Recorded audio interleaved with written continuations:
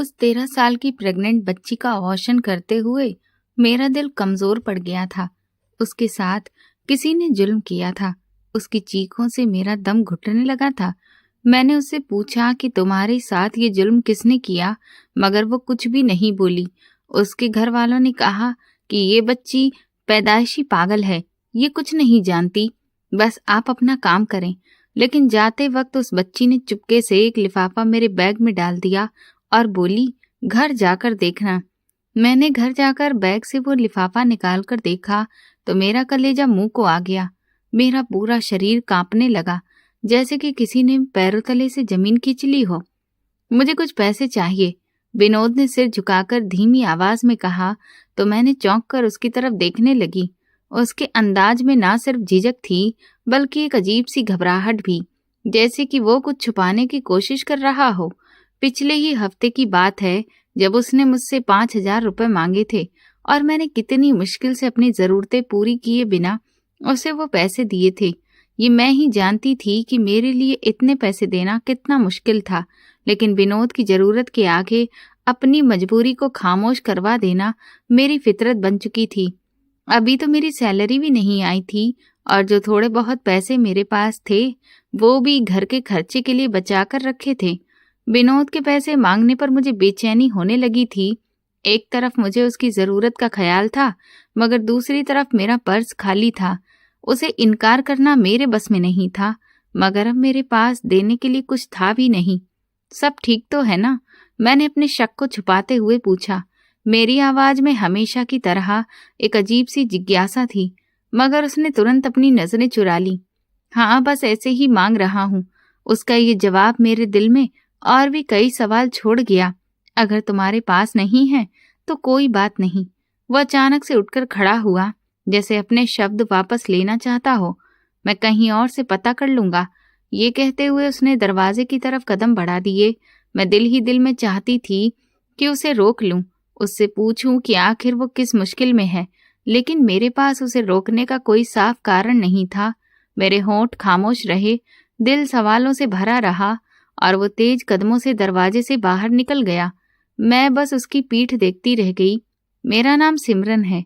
मैं एक सरकारी अस्पताल में कर्मचारी हूँ। दिन भर मरीजों की आवाजें, दवाइयों की बदबू और वार्डों में आती जाती सांसों की बेतरतीब ताल मेरे रूटीन का हिस्सा बन चुकी थी। सफेद कपड़ों में सजी हुई आंखें और कभी कभी खामोशी से बहता कोई आंसू, ये सब मेरे लिए अब अजनबी नहीं था। अस्पताल का माहौल इंसान को जितना मजबूत बनाता है उतना ही अंदर से खोखला भी कर देता है। शायद मैं भी अंदर से खोखली होती जा रही थी। मैं वार्ड नंबर 4 में ड्यूटी देती थी। यही वो जगह थी जहां हंसी अक्सर रातों की खामोशी में बदल जाती थी। वहीं मेरी मुलाकात ऐसे चेहरों से होती थी जिनकी आंखों में जिंदगी की लौ बुझती नजर आती थी, और कुछ चेहरों पर ऐसे सवाल होते थे जिनके जवाब शायद मौत के पास भी नहीं थे। मैं उन सब में एक साधारण सा किरदार थी, न ज्यादा खास न बहुत आम, मगर मेरे दिल के अंदर वो सब जमा होता जा रहा था जिसे मैं कभी किसी से कह नहीं पाई। मरीज आते, कुछ ठीक होकर चले जाते और कुछ कभी वापस नहीं जा पाते। मुझे उनके चेहरों के भाव याद रहते। कई बार दिल चाहता था कि किसी के पास बैठकर उसका दुख सुनूं, पर वक्त कहाँ था। कभी डॉक्टर की आवाज आती, कभी दवा देने का वक्त हो जाता, तो कभी किसी मरीज की हालत बिगड़ जाती। सारा दिन एक दौड़ में गुजर जाता। अस्पताल की नौकरी मुश्किल जरूर थी, मगर मेरे लिए यही एक सहारा थी। घर के हालात कुछ ऐसे थे कि नौकरी छोड़ने का ख्याल भी नहीं कर सकती थी। मैं अपने घर का एकमात्र सहारा थी। एक बूढ़ी माँ, 2 नादान बहनें और एक वो छोटा सा घर जहाँ छत से टपकता पानी भी कई बार दिल की हालत की तस्वीर बन जाता था। अम्मा की कमर दिन ब दिन झुकती जा रही थी और छोटी बहनों की आंखों में एक अनजानी सी मासूमियत थी जो मुझे हर रोज कुछ न कुछ करने पर मजबूर करती थी। जिंदगी दिनों में नहीं, जिम्मेदारियों में गुजरती थी। जिंदगी में कुछ भी खुशहाल नहीं था सिवाय विनोद के। विनोद हमारे मोहल्ले में ही रहने वाला एक आम नौजवान था। न वो दौलतमंद था, ना ही उसमें कोई खास काबिलियत, लेकिन उसकी मौजूदगी में एक अजीब सा सुकून था। जब वो पास होता तो थोड़ी देर के लिए ऐसा लगता कि सारे बोझ हल्के हो गए हैं। उसकी अम्मा और मेरी माँ पक्की सहेलियां थीं। अम्मा अक्सर घर के काम उससे ही करवा लिया करती थी और वो भी चुपचाप अम्मा का हर हुक्म शांति से निभा देता था। पापा के देहांत पर भी उसने हमारा बहुत साथ दिया था, क्योंकि हमारे घर में कोई मर्द नहीं था और गरीबी की वजह से हमारे रिश्तेदार हमें वैसे ही अपने मुंह नहीं लगाते थे। ऐसे में विनोद और उसकी माँ ने बुरी हालात में हमारा जिस तरह से साथ दिया था वो किसी मेहरबानी से कम नहीं था। वैसे तो मैंने कभी खुलकर उससे कोई उम्मीद नहीं बांधी, मगर दिल के किसी कोने में उसकी तरफ से एक सहारा महसूस होता था। शायद इसलिए कि वो बाकी दुनिया से कुछ अलग था, खामोश, शराफत से भरपूर और हद से ज्यादा ख्याल रखने वाला। हमारी मुलाकातें कभी तय नहीं होती थीं, मगर हर बार अचानक मुलाकात होकर भी पूरी लगती थी। कभी वो बाजार में सब्जी लेते हुए दिखाई दे जाता, तो कभी मंदिर के बाहर किसी बुजुर्ग को सहारा देता हुआ, और कभी यूं ही रास्ते में मुस्कुराते हुए गुजर जाता था। ना मैंने उससे कुछ कहा, ना उसने कभी कोई वादा किया, लेकिन फिर भी हमारे बीच एक खामोश रिश्ता पनप रहा था, बेआवाज मगर मजबूत। सुनो सिमरन, तुम्हारे लिए एक रिश्ता आया है। मैं अस्पताल से घर लौटी तो अम्मा को ख्यालों में खोया हुआ पाया। मैंने अम्मा से हालचाल लिया तो वो चौंक कर मेरी तरफ देखने लगी। सब ठीक तो है ना अम्मा? किन ख्यालों में खोई हो? मैं खुद बहुत ज्यादा थकी हुई थी, फिर भी अम्मा से उनका हाल पूछे बिना नहीं रह सकी। हाँ, सब ठीक है। वो खामोश हुई तो मैं बिस्तर पर लेट गई। नींद मेरी आंखों में उतरने को बेकरार थी। तभी मुझे अम्मा की ख्यालों में डूबी हुई आवाज सुनाई दी। सुनो सिमरन, तुम्हारे लिए एक रिश्ता आया है। वो हल्की सी आवाज में बोली, जैसे खुद से ही बात कर रही हो। मेरे लिए रिश्ता? मैं एकदम से उठकर बैठ गई। नींद जैसे मेरी आंखों से उतरकर तुरंत ही दूर भाग गई हो। मेरा दिल जोर जोर से धड़कने लगा। ऐसा लगा जैसे किसी ने अचानक अंदर कहीं कोई बंद दरवाजा खटखटा दिया हो। गरीब घराने में भला कौन रिश्ता लाता है, वो भी एक ऐसी लड़की के लिए जिसके कंधों पर माँ और 2 बहनों की जिम्मेदारियां हो, जिसकी सुबह अस्पताल की राहदारियों में गुजरती हो और शाम अम्मा के पैर दबाते हुए। मैंने दिल ही दिल में सोचा, अगर ये विनोद के सिवा किसी और का नाम है तब तो हैरत की बात होगी, क्योंकि मैंने कभी किसी और को इस नजर से देखा ही नहीं था। ना ही कोई ख्वाहिश की थी और ना ही कभी इतनी गुंजाइश मिली थी। दिल में अगर कोई तस्वीर थी तो वो बस उसी एक इंसान की थी। किसका रिश्ता आया है अम्मा? मैंने खुद पर काबू पाते हुए धीमी आवाज में पूछा, मगर मेरे अंदर एक अजीब सी बेचैनी थी, जैसे शब्दों से पहले जवाब जानने की जल्दी हो। वो अपनी संगीता है ना? उनके मुंह से संगीता आंटी का नाम सुनकर मेरे चेहरे का रंग बदल गया। हैरानी और मायूसी एक साथ मेरे चेहरे पर उतर आई। दिल जैसे किसी उम्मीद की सीढ़ी से फिसल गया था। संगीता आंटी अम्मा की पुरानी सहेलियों में से एक थी। वही संगीता जो अम्मा के अच्छे वक्त की साथी थी। जब पापा जिंदा थे तब की जिंदगी में आए दिन जश्न सजा रहता था। हर दूसरे दिन कोई न कोई सहेली आती, बातें होती, अतीत के किस्से दोहराए जाते और हंसी गूंजती रहती। मगर पापा के जाने के बाद सब बदल गया। वो हंसी, वो रौनक सब वक्त की धूल में दब गई। एक एक करके सब सहेलियां दूर होती चली गईं, जैसे अम्मा के दुख और भारी परेशानी देखने की किसी में हिम्मत नहीं रही हो। बस विनोद की माँ संतोषी आंटी ही रह गई थीं, जो अभी भी अम्मा की खबर लेने आ जाती थीं, और अगर वो खुद नहीं आ पाती तो विनोद को जरूर भेज देती थीं। शायद वजह यही थी कि उनके हालात भी हमारी तरह के ही थे। अम्मा की सहेलियों में से मुझे संगीता आंटी सबसे बुरी लगती थी। उनकी नजरों में हमेशा एक छानबीन सी रहती थी। वो मुझे ऊपर से नीचे तक ऐसे देखती कि जैसे मैं कोई सामान हूँ। बालों की लंबाई से लेकर रंगत तक हर चीज पर उनकी राय जरूर होती। कभी कहती, तुम्हारा रंग तो सांवला ही पड़ता जा रहा है। कभी कहती, तुम्हारे बाल तो बहुत पतले हैं, लंबे तो हैं मगर चूहे की पूंछ जैसे। ऐसे बालों को तो संभालने के लिए सुबह शाम तेल लगाना पड़ता है। उनके ये जुमले मुझे हमेशा याद रहते। मैं अंदर ही अंदर कुढ़कर रह जाती। मेरी जिंदगी में कहाँ इतना वक्त था कि मैं आईने के सामने खड़ी होकर बालों पर तेल मलती फिरूं। मेरे हाथों में हमेशा राशन की थैली या दवाइयों की पर्ची होती, कभी बहनों की किताबें तो कभी अम्मा की दवाइयाँ। मेरी जिंदगी में खुद के लिए फुर्सत का एक पल भी कहीं नहीं था। संगीता आंटी क्यों? अम्मा, मैंने उलझन भरे लहजे में पूछा। हाँ, वो अपने बेटे के लिए तुम्हारा रिश्ता लाई है, अम्मा धीरे से बोली तो मैं चौंक गई। अम्मा की बात करने के अंदाज में ना तो कोई जोश था और ना ही कोई खुशी। अम्मा, वो क्यों रिश्ता लेकर आई हैं हमारे यहाँ?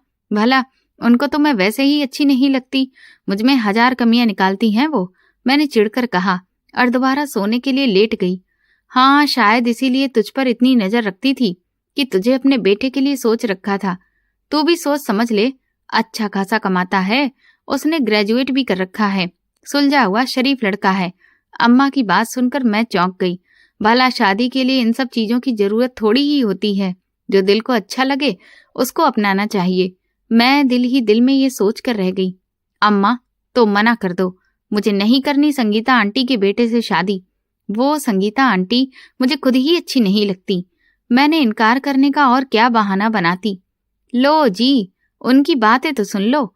अम्मा ठहाका लगाकर हंसने लगी। तुझे शादी संगीता से करनी है या उसके बेटे से?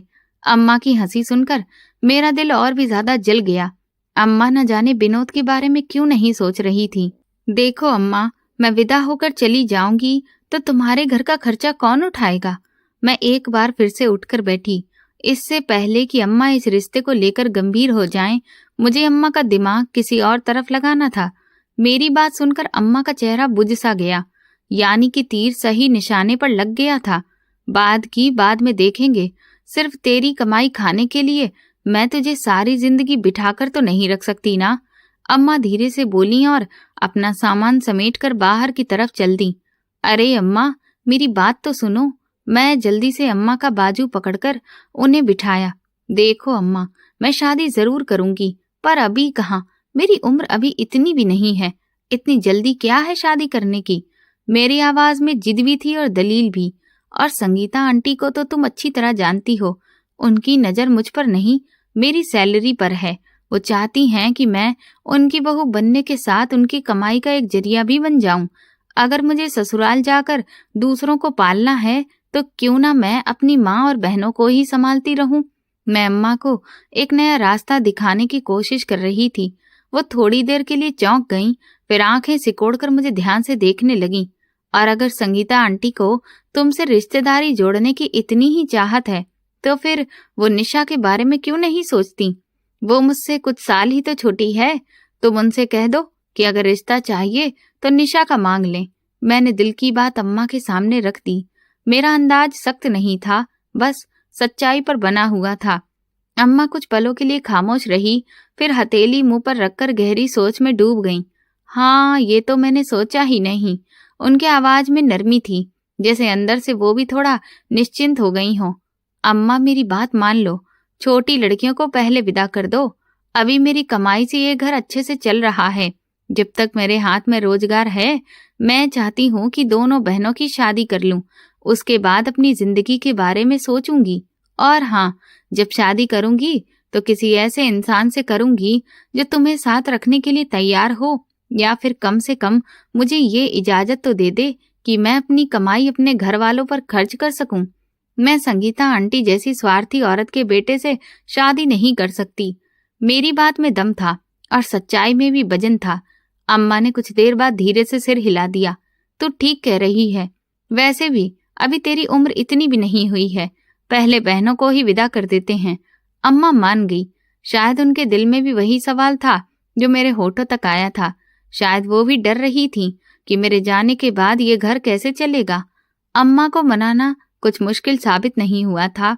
मैं सुकून के साथ लेट गई थी। विनोद के सिवा मैं किसी और के बारे में सोच भी नहीं सकती थी। विनोद को अस्पताल की नौकरी पर मैंने ही लगवाया था, संतोषी आंटी के कहने पर, और कुछ अपने दिल के हाथों मजबूर होकर। वो नौकरी ज्यादा बड़ी तो नहीं थी, सैलरी भी सीमित ही थी, क्योंकि ना तो वो ज्यादा पढ़ा लिखा था और ना ही उसके पास कोई खास अनुभव था। मगर मुझे ये उम्मीद थी कि अगर वो मेहनत करे, पूरी ईमानदारी के साथ अपनी ड्यूटी निभाए, तो वक्त के साथ उसकी सैलरी भी बढ़ सकती थी और साथ में इज्जत भी। लेकिन धीरे धीरे मुझे ये महसूस होने लगा कि विनोद सिर्फ नौकरी निभाने के लिए आता था, दिल से करने के लिए नहीं। वो ज्यादातर वक्त सिर्फ ड्यूटी खत्म होने का इंतजार ही करता रहता था। उसे काम में दिलचस्पी ही नहीं थी। ये बात साफ नजर आती थी, मगर संतोषी आंटी सुकून में थी कि चलो घर का कुछ खर्चा तो चल रहा है।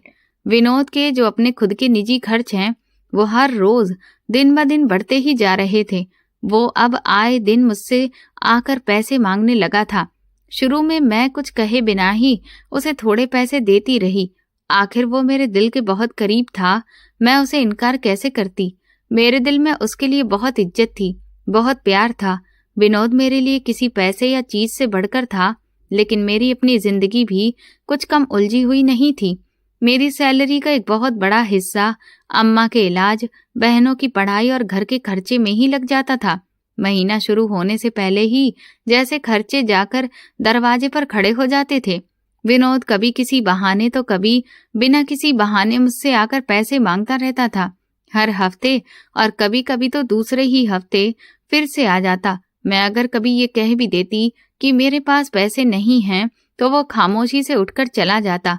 बस इतना कहता कि मैं कहीं और से देख लूंगा और निकल जाता। मगर फिर कुछ दिन बाद वही सवाल लेकर वो दोबारा से लौट आता। मैं सोचती थी कि वो सबसे पहले मेरे पास क्यों आता है।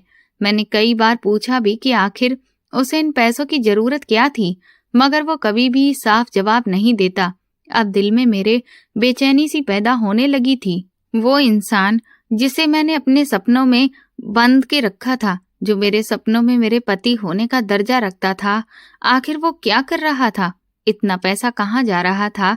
मुझे विनोद की खामोशी और उसके बार बार पैसे मांगने का सिलसिला परेशान करने लगा था। वो इंसान जिसे मैं अपना सब कुछ समझती थी, अब मुझे उलझाने लगा था। एक रात अस्पताल में नाइट ड्यूटी पर मैं लगी हुई थी। रात गहरी हो चुकी थी, हर तरफ खामोशी छाई हुई थी। सिर्फ इमरजेंसी वार्ड की रोशनी ही जल रही थी कि अचानक शोर तेज होने लगा। एक कम उम्र की बच्ची को लाया गया जो बुरी तरह से चिल्ला रही थी। उसकी हालत देखकर मेरा दिल एकदम से धड़क गया। वो दर्द से बहुत तड़प रही थी, पेट को दोनों हाथों से पकड़कर बिलख रही थी। मैं हैरत से उसे देखने लगी। मेरे दिल में अजीब सा डर उतर आया। डॉक्टर और नर्स ने तुरंत इंजेक्शन तैयार करने लगे और बच्ची को तुरंत ही इमरजेंसी में एडमिट कर लिया गया। मैं भी वहीं पर मौजूद रही। मेरे कदम जैसे जम गए थे। बच्ची की चीखें रात के सन्नाटे को चीरती जा रही थीं। वो सारी रात कराती रही। मैं ड्यूटी करते हुए दिल ही दिल में परेशान रहती कि आखिर इतनी कम उम्र बच्ची के साथ ऐसा क्या हुआ है कि वो इतनी भयंकर पीड़ा सह रही है। कुछ देर के बाद एक नर्स मेरे पास से गुजरी तो मैंने हिम्मत करके सवाल किया, क्या हुआ है इसे? इतना दर्द क्यों है? उसने कहा, वो प्रेग्नेंट है, इसी वजह से उसे दर्द है। हमने दवा दे दी है, इंजेक्शन लगा दिया है, अभी थोड़ी देर पहले सो गई है। नर्स उलझन में कहकर आगे बढ़ गई। ये सुनकर मेरे पूरे शरीर में झुरझुरी दौड़ गई। मेरे कदम लड़खड़ा गए। वो सिर्फ 13 साल की बच्ची थी, एक मासूम जिसकी आंखों में अभी दुनिया के रंग भी पूरे नहीं उतरे थे। मेरे मन में तुरंत अपनी सबसे छोटी बहन की तस्वीर आई। वो भी तो अभी बस 15 साल की है, मासूम, नादान और इस दुनिया से बेखबर। मैं सो गई कि ऐसा जुल्म कौन कर सकता है, इतनी कम उम्र की बच्ची के साथ इतना बड़ा गुनाह। मेरा दिमाग घूमने लगा।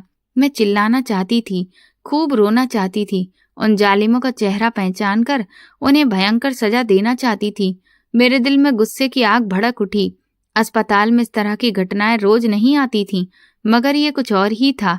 मैं उससे जुड़ गई थी, शायद इसलिए कि बच्ची मानसिक तौर पर भी नॉर्मल नहीं थी। वो किसी को इनकार भी नहीं कह सकती थी। उसके साथ ऐसा सुलूक करने वाला आखिर इंसान कहलाने के काबिल कैसे हो सकता था? और फिर उसके माँ बाप की हालत देखकर मेरा दिल और भी गहरे दुख से भर गया। वे गुमसुम पथराए हुए चेहरे लिए कोने में बैठे थे। पहले ही एक मानसिक रूप से लाचार बच्चे की परवरिश उन पर सिर्फ बोझ नहीं बल्कि एक बड़ी परीक्षा थी। अब ये सदमा उनकी हिम्मत तोड़ चुका था। मैंने उनके चेहरे पर केवल गम ही देखा। मेरी आत्मा जख्मी हो गई। उस एक बच्ची ने मेरी आंखों के सामने पूरे समाज का चेहरा बेनकाब कर दिया था। कुछ दिनों में उसकी हालत थोड़ी बेहतर होने लगी थी। वो मानसिक तौर पर मजबूर होने की वजह से बिस्तर पर ही रहती थी और अस्पताल के वार्डों में बिना किसी मकसद के यहाँ वहाँ घूमती रहती थी। कभी वो किसी के पास जाकर बैठ जाती तो कभी किसी वार्ड में दाखिल हो जाती। और कभी यूं ही मुस्कुराती रहती जैसे कि कुछ हुआ ही नहीं था। वो कई बार मेरे कमरे में भी आ चुकी थी। एक दिन जब मैं फाइलों में व्यस्त थी, वो चुपचाप अंदर आ गई। मैंने उसे देखा और कहा, बैठ जाओ, मैं तुम्हारे लिए पानी लेकर आता हूँ। मैं पास रखे गिलास में पानी भरकर उसे दे आई। उसने खामोशी से पानी पीना शुरू किया। वो रोज के मुकाबले ज्यादा खामोश लग रही थी। उसके चेहरे पर एक अजीब सी संजीदगी थी, जैसे कि वो कुछ कहना चाहती हो मगर शब्द ही नहीं मिल रहे हों। मेरे दिल में बार बार ये सवाल उठ रहा था कि आखिर इसके साथ ये जुल्म किसने किया। मैंने समझा कि शायद ये सब उसके किसी करीबी ने किया होगा, कोई रिश्तेदार या फिर कोई पहचान वाला जो उसे जानता हो। मैंने कई बार उससे बात पूछने की कोशिश की, मगर वो या तो खामोश रहती या फिर बात बदल देती। दिन भर जब वो पानी पी चुकी थी तो अचानक बोली, अगर मैं तुम्हें बता दूं कि ये सब किसने किया है तो तुम परेशान हो जाओगी। मैं चौंक गई और उसे ध्यान से देखने लगी। वो अपने अंदाज में लगातार बोलती रही। मैं कुछ बोल न सकी। उसकी आवाज में वो दर्द छुपा था जो किसी बच्चे को सहन नहीं करना चाहिए था। वो बोली, जो भी मेरे साथ ये कर चुका है वो तुम्हारे साथ भी वही करेगा। ये सुनकर मेरे दिल में हलचल हुई। मैंने उसे मजबूत लहजे में जवाब दिया, अगर तुम मुझे बता दोगी तो मैं खामोश नहीं बैठूंगी। मैं तुम्हें उसे छोड़ूंगी नहीं। मैं कमजोर नहीं हूँ। तुम जैसी बच्चियों पर जुल्म करने वालों को मैं उनके अंजाम तक पहुंचाना जानती हूँ। ये मेरी जिम्मेदारी है। मैंने पूरे भरोसे से कहा। वो हैरत से मेरी तरफ देखने लगी। उसकी आंखों में भरोसा साफ दिख रहा था, जैसे कि यकीन करना उसके बस से बाहर हो गया हो। क्या तुम सच में ऐसा करोगी? उसने धीमी आवाज में पूछा। मैंने तुरंत सिर हिलाकर हाँ कहा। हाँ, क्यों नहीं? तुम सिर्फ मुझे सच बता दो, बाकी सब कुछ मुझ पर छोड़ दो। वो चुप हो गई। उसने निगाहें झुका ली और मेरे सामने रखी फाइल पर नजरें डाल दी, जैसे उनसे कुछ पढ़ने की कोशिश कर रही हो। हालांकि उसकी आंखों में सन्नाटा था, जैसे कि अंदर कुछ टूट चुका हो। मैंने सोचा कि शायद वो नहीं जानती कि उसके साथ ये जुल्म करने वाला कौन था, या शायद उसके मन ने इस हादसे को भुला दिया हो। मैं दोबारा अपने काम की तरफ ध्यान देने लगी और फिर लिखने में व्यस्त हो गई। अचानक उसके उठने की आवाज आई। मैंने सर उठाकर देखा तो वो खिड़की की तरफ देखकर खड़ी थी। उसका चेहरा एकदम सफेद हो गया, जैसे किसी ने खून खींच लिया हो। आंखें डर के मारे फैल गई थीं और हाथ कांपने लगे थे। मैंने तुरंत अपनी नजर खिड़की की तरफ दौड़ाई और चौंक गई। बाहर विनोद खड़ा था। वो शायद किसी काम में व्यस्त था या किसी मरीज के साथ था, मगर उसकी मौजूदगी ने बच्ची को जैसे झकझोर दिया था। वो पत्थर बनी खड़ी उसे घूर रही थी, जैसे उसने किसी शैतान को देख लिया हो। मैं भी उसकी हालत समझने की कोशिश ही कर रही थी कि वो कपकपाती आवाज में बोली, वही था जिसने मेरे साथ ये सब किया है। मैं ये सुनकर सन्न रह गई। मेरी सांसें रुक गईं। कौन कौन है वो? मैं हैरत से पूछ बैठी।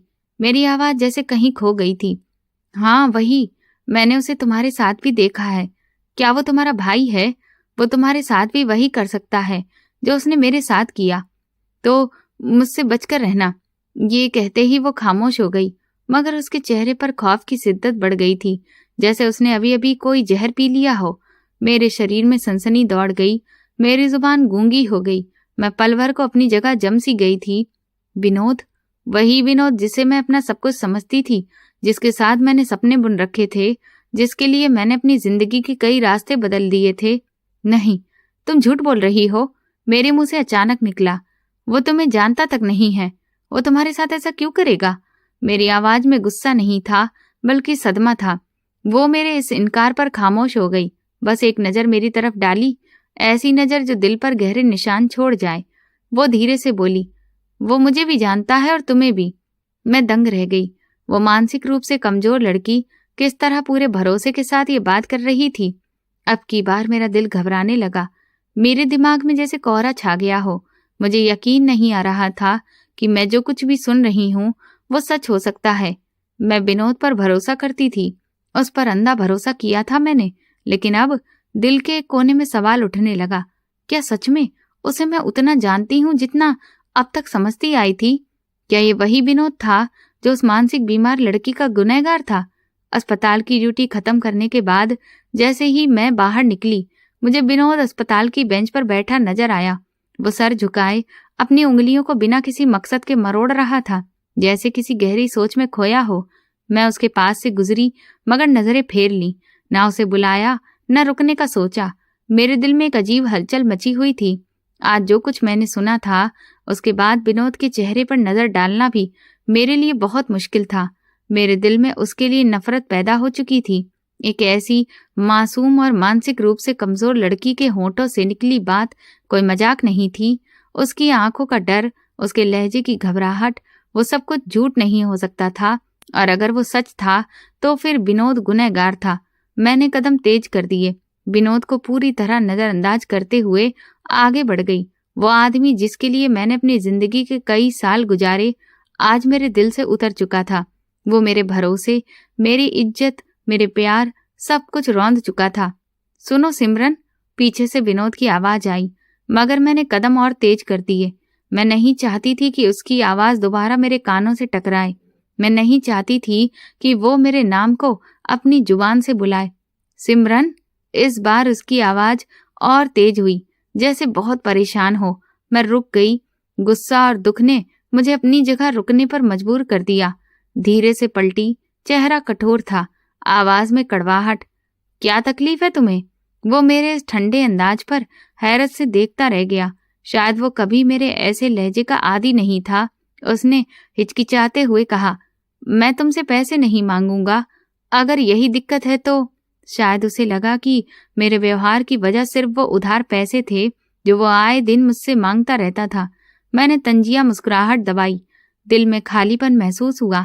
जो कुछ भी दिया था मैंने, वो सब तुम अपने पास रखो। मुझे कुछ भी वापस नहीं चाहिए, बल्कि आज के बाद मुझसे कभी कुछ मांगने की कोशिश मत करना, मेरे सामने भी मत आना।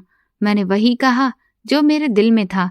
एक एक शब्द मेरे अंदर की टूट फूट का आईना था। विनोद हक्का बक्का रह गया।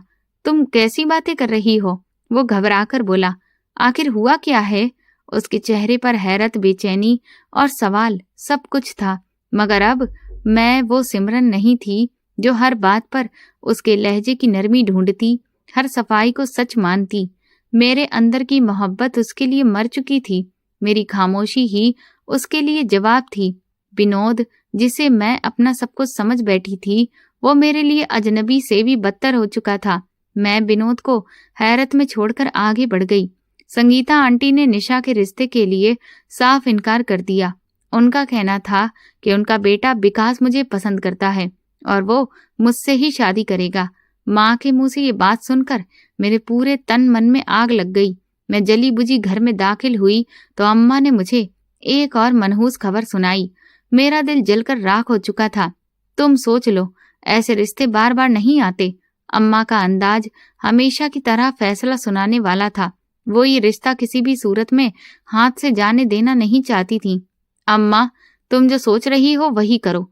मुझे इस मामले पर और कुछ भी नहीं कहना। मुझे कोई दिक्कत नहीं है।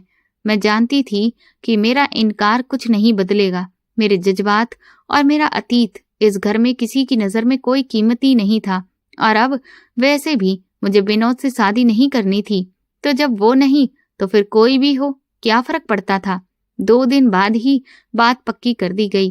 संगीता आंटी ने विकास के लिए हाँ कर दी और अम्मा ने बिना मेरी मर्जी जाने सब तय कर लिया। मैंने खामोशी को ओढ़ रखा था। ना तो बोलने का दिल था, न इनकार करने की हिम्मत। संगीता आंटी को शायद इकरार की उम्मीद नहीं थी। उनकी खुशी का कोई ठिकाना नहीं था। वो अगले दिन ही ढेर सारा सामान लेकर हमारे घर आ पहुंची। मैं तो इसी हफ्ते धूमधाम से सगाई करूंगी, अपनी लाडली बहू पर सारे अरमान निकालूंगी। वो बार बार मेरा हाथ पकड़ रही थी। साधारण सा सगाई का फंक्शन फिर रखा गया, जिसमें ना खुशी थी न रौनक। मेरे चेहरे पर खामोशी पसरी हुई थी। मैं सिर्फ विनोद के खोने का ही नहीं, उसकी आत्मा के मरने का भी दुख मना रही थी। दिल तो चाहता था कि उसके खिलाफ पुलिस में जाकर बयान दूं, पर शायद कहीं न कहीं कोई प्यार बाकी था जो अब तक मैं ये कदम नहीं उठा सकी। सगाई मेरी विकास से थी, मगर मेरे मन में हर पल विनोद ही था। लाख बार उसे अपने मन से निकालने की कोशिश की, मगर फिर भी वो कहीं न कहीं से चला आता। रस्म कब शुरू हुई और कब खत्म, मुझे कुछ भी पता नहीं चला। मैं अपने होश में ही कहाँ थी। मैं अपने हाथों को देख रही थी जिनमें हल्की सी मेहंदी लगी थी। न जाने क्या कुछ उन हाथों से फिसल चुका था। विनोद की मोहब्बत रेत की तरह न जाने कब मेरी मुट्ठी से निकल गई। दिल की जगह बस एक दर्द धड़क रहा था और होंठ बहुत खामोश थे। अम्मा की आंखें भी आंसुओं से भरी थीं। तुम हमें छोड़ जाओगी, और न जाने कितनी बार मुझे वो गले लगा चुकी थी, मगर मैं तो जैसे पत्थर बन गई थी। बस अब तुम शादी की तैयारी करो। मैं अपनी बहू को ज्यादा दिनों तक तुम्हारे पास नहीं छोड़ सकती। विकास की माँ जाते जाते यही बात दोहराती रही और मेरा दिल बैठता ही चला गया। नींद मेरी आंखों से कोसों दूर थी। मैं माथे पर हाथ रखकर करवटें बदल रही थी, क्योंकि आज सभी लोग थके हुए थे, इसीलिए जल्दी सोने चले गए। मेरा दिल बहुत घबरा रहा था, इसलिए मैं उठकर आंगन में चली आई, मगर नींद यहाँ भी मुझसे नाराज थी, जबकि सर दर्द से फटा जा रहा था। इसी लम्हे दरवाजे पर धीरे से दस्तक हुई। मैं चौंक गई और तुरंत सीधे होकर बैठ गई। इस सन्नाटे में ये दस्तक किसी धमाके से कम न थी। दिल की धड़कन एक पल के लिए रुक गई, फिर तेज हो गई। मैंने धीरे से दरवाजे की तरफ देखा और वहां गई और झांक कर देखा तो विनोद था। मेरी आंखें फट गईं, दिल जैसे गले में आ गया। वो दरवाजे के बाहर खड़ा था और बार बार आस पास देख रहा था। उसकी शक्ल देखते ही मेरे पूरे शरीर में डर की एक ठंडी लहर दौड़ गई। मैंने तुरंत दरवाजा बंद करने की कोशिश की, मगर उसने दरवाजे पर हाथ रखा और जोर लगाकर अंदर चला आया। ये तुम क्या कर रहे हो? मैं तुरंत एकदम पीछे हुई।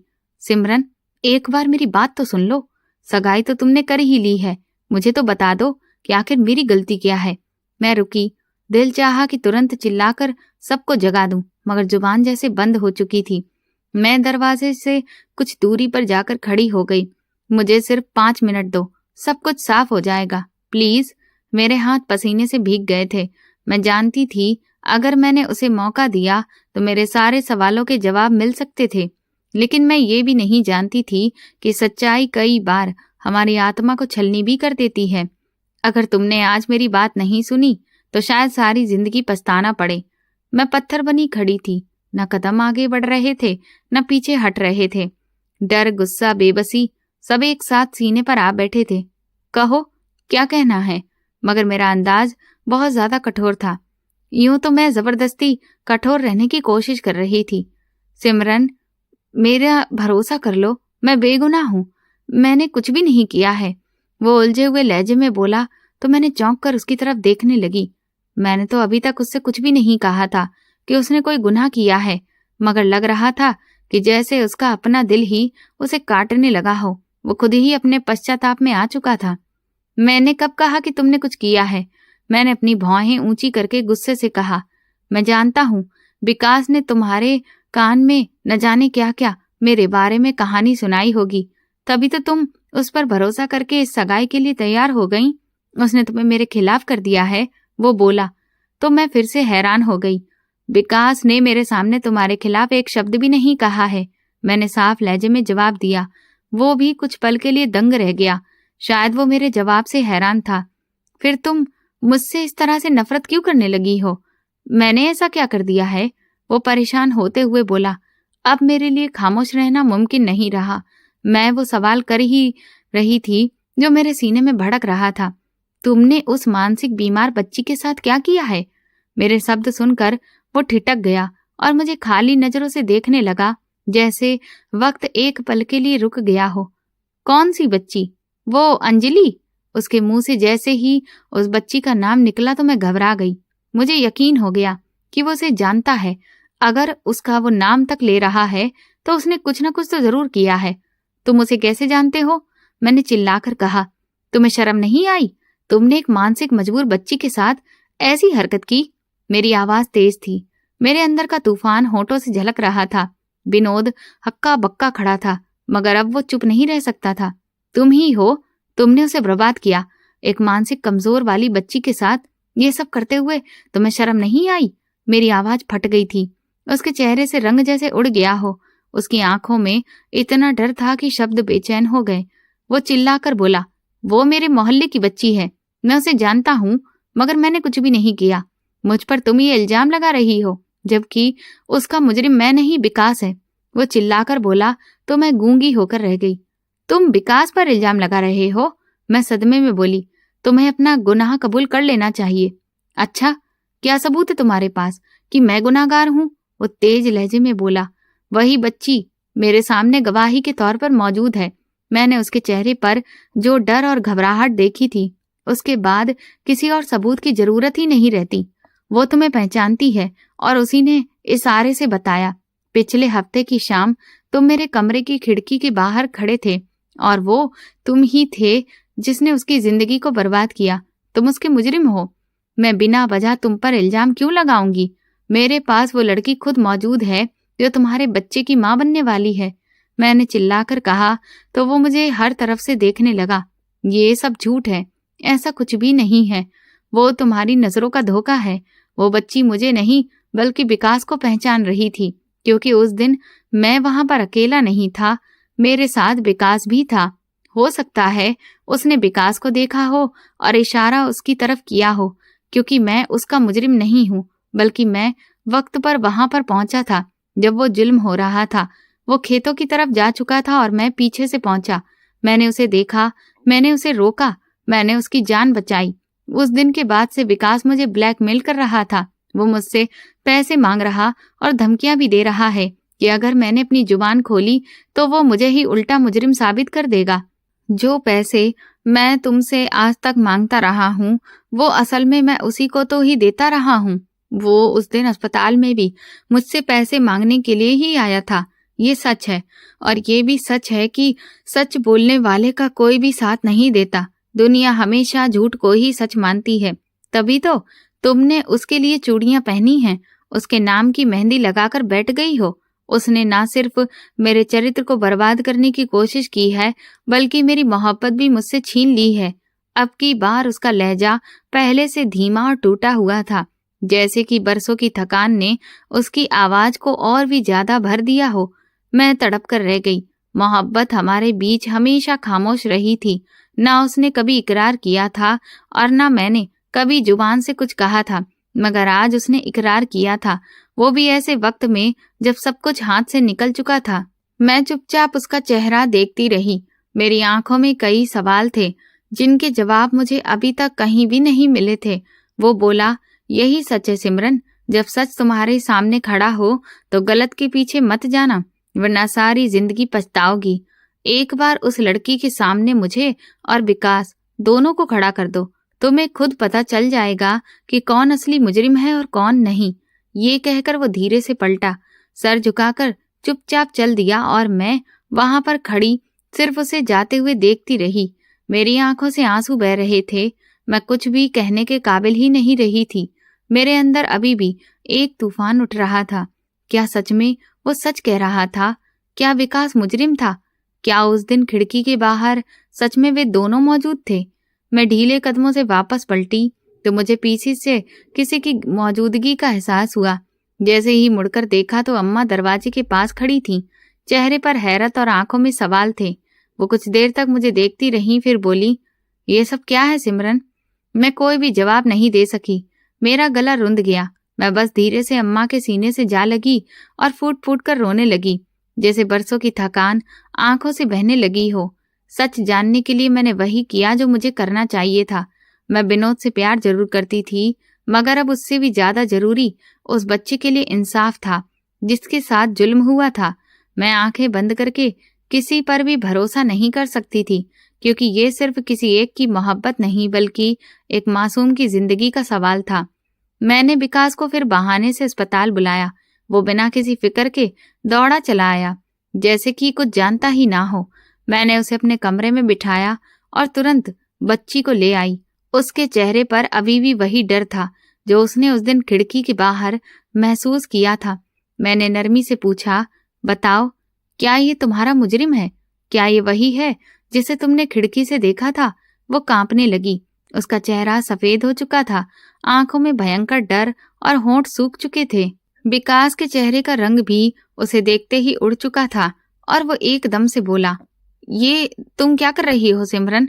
ऐसा इल्जाम मुझ पर? मैंने हाथ उठाकर उसे खामोश रहने का इशारा किया और दोबारा बच्ची से कहा, हिम्मत करके बोलो, सच क्या है? वो रोते हुए जोर से बोली, हाँ यही है, यही है, यही वो था जो खिड़की के बाहर खड़ा था, वही जिसने मेरे साथ वो सब किया। मैंने तुरंत उसे अपने सीने से लगा लिया और विकास की तरफ मुड़ी। तुम भागने की कोशिश भी मत करना। मगर वो दरवाजे की तरफ लपका तो मैंने जोर से धक्का देकर उसे वापस कुर्सी पर गिरा दिया। वो गिर पड़ा तो बाकी स्टाफ भी कमरे में दौड़ता हुआ आ गया। इसको पकड़ लो और पुलिस के हवाले करो, ये इस बच्ची का मुजरिम है, मैंने तेज आवाज में कहा और अंजलि को अपने साथ पीछे लिया ताकि वो डर के मारे फिर से बेहोश ना हो जाए। यही है, वो रोते हुए बोली। फिर बोली, यही है ना आपके भाई का दोस्त? ये सुनकर मैं हैरान रह गई। वो विनोद को मेरा भाई समझ रही थी। शायद उसने हमें एक साथ देखा और फिर विनोद के साथ विकास को भी देखा था। नहीं, ये मेरा कुछ भी नहीं लगता। मेरा इससे कोई रिश्ता नहीं। अगर रिश्ता है तो सिर्फ एक दुश्मनी का रिश्ता है। मैं उसे सहलाती रही और दिल में एक सुकून उतरने लगा कि मैं एक मासूम की आवाज बनकर सच को सामने ला पाई थी।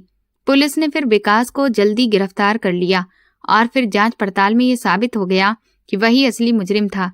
उसके खिलाफ सबूत इतने साफ थे कि इनकार की कोई गुंजाइश बाकी ही नहीं रही थी। मेरी आत्मा को सुकून मिला कि उस बेचारी बच्ची को इंसाफ मिल गया था। मैं विनोद के सामने शर्मिंदा जरूर थी, लेकिन उसने मेरे दिल की उलझन और मजबूरी को समझा और बिना किसी शिकायत के मुझे माफ कर दिया। उसके अंदाज में वही नरमी और प्यार था जो पहले दिन से था। शायद इसी सच्चाई ने मुझे उसके और भी ज्यादा करीब कर दिया था। इस सारी स्थिति का सिर्फ इतना फायदा हुआ कि उसने मुझे अपनी मोहब्बत का इकरार कर लिया था। अम्मा ने भी सच जानने के बाद तुरंत विकास से मेरी सगाई खत्म कर दी। विकास की माँ अलग शर्मिंदा थी कि उनके बेटे ने किसी मासूम के साथ इतना भयंकर जुल्म किया था। संतोषी आंटी अगले ही हफ्ते विनोद का रिश्ता लेकर आ गईं। तुमने सगाई करने में बहुत जल्दी करती थी। मैं तो कब से सोच कर बैठी थी कि सिमरन को ही अपनी बहू बनाऊंगी, उन्होंने मुस्कुराते हुए कहा। अम्मा ने संतोषी आंटी से हंसते हुए कह दिया, अब की बार सगाई नहीं, बस सीधी शादी ही होगी। सब कुछ जैसे फिर से ठीक हो गया था। विनोद का साथ, अम्मा की रजामंदी और अंजलि जैसी मासूम जान को इंसाफ, मेरे लिए यही सबसे बड़ी जीत थी। तो दोस्तों, आपको यह कहानी कैसी लगी मुझे कमेंट सेक्शन में जरूर बताएं। मेरे चैनल को सब्सक्राइब कर वीडियो को लाइक कर दें और वीडियो को हाइप भी दें। और ऐसी और भी रोमांचक कहानियां सुनने के लिए मेरे चैनल के साथ बने रहें। ये पूरी कहानी काल्पनिक है। इसका किसी भी व्यक्ति, स्थान या वास्तविक घटना से कोई संबंध नहीं है। इसका उद्देश्य केवल मनोरंजन, शिक्षा और सस्पेंस आधारित कहानी को प्रस्तुत करना है। धन्यवाद।